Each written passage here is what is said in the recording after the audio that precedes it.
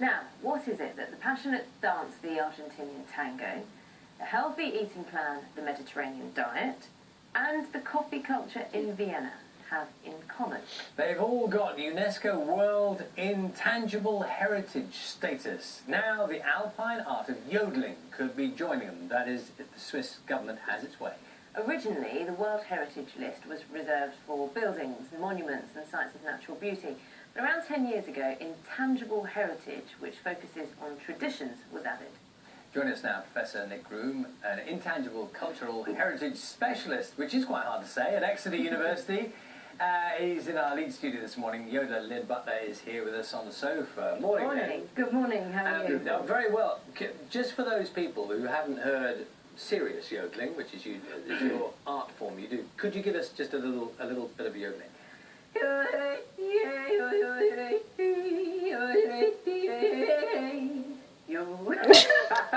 a yo there. Is that an improvised yo on the end? Very, very improvised. You must be delighted that it's being taken seriously.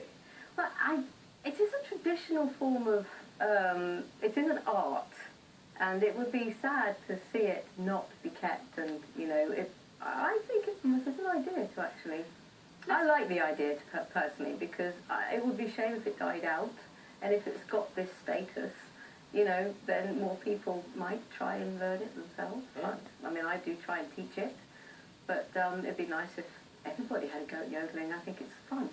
Let's talk to Nick. Let's find out about this intangible heritage status. Nick, thanks very much for joining us. So, how does yodeling fit into this? How would it if the Swiss authorities have their way? And what would be the value of having it granted an intangible heritage status? Well, intangible cultural heritage is about what people do.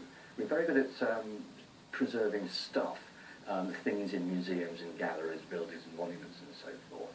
But the intangible, the immaterial, the customs, the practices, the ways that people sing and dance, and the theatre, the way that they cook, that's been recognised in the past few years as also really deserving some sort of protection, in the same way that endangered wildlife, animals and clouds and so forth are afforded protection.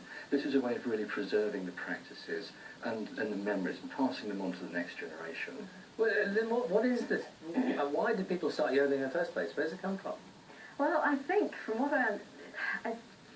when I've done my research, I've just basically understand that it was a form of communication from the herders on the mountains over in Switzerland, Bavaria. Does that mean the voice could carry It could carry, yes. Whether it's actually, I have to say that I'm not quite sure whether anything being spoken in the yodel, whether it's just noise, I don't know. But as I understand it, it's a form of communication. But of course, a lot of people use it in the yodel song now as well, which adds to, you know, brightening up the song, I think, as well. It's all about culture, isn't it? It's all about enriching our lives. Nick, can I give you a bit of an on-the-spot, yay or nay, so to speak? We've had some suggestions from our viewers on Facebook, and just give us a quick yes or a no as to whether or not you think perhaps these could be granted this status. Morris dancing. Definitely. Afternoon tea. Oh, that's a good one. Yes, I think so, yes. Queuing. Sorry? Queuing. Queuing, well, if queuing gives meaning to everyday life. Yorkshire puds. Yorkshire pudding, yes, and there's a whole range of wonderful British food. One more, Wimbledon. Well, less so, I think. Wimbledon's a bit like, you know, the national pastime of losing at football. Now Lynne, if people are interested in yodeling, what's the first thing you need to do? Can you give Naga a little lesson? Well, basically... Why am I getting the lesson? Why aren't you getting the lesson? Just yes, I think you should do it as well. Okay, give us the start. Basically, it's just a jump from the... It's jumping from the chest voice to the head voice. So if you can go... and usually yodeling is on one note. But if you start off, can you just find the break in your voice? And... 3, 2, 1, Naga. Yes, you see, you got the break in the voice there, and it's just working on that break in the voice. A bit like being a teenager again. Yes, exactly. Yeah, my son can yodel and he doesn't even try. Have a go. There you go. There we are. Yes. And then you can develop it and put it into a song, and you know. I can just tell Professor Nick Groom, who's been sitting there quiet, is so glad he's not in the studio. Yes, you've got to give it a go. Go on, one little blast. Nick, can you give us a little blast? Go on. I'm not going to yodel, but I'll certainly sing you an old English folk song.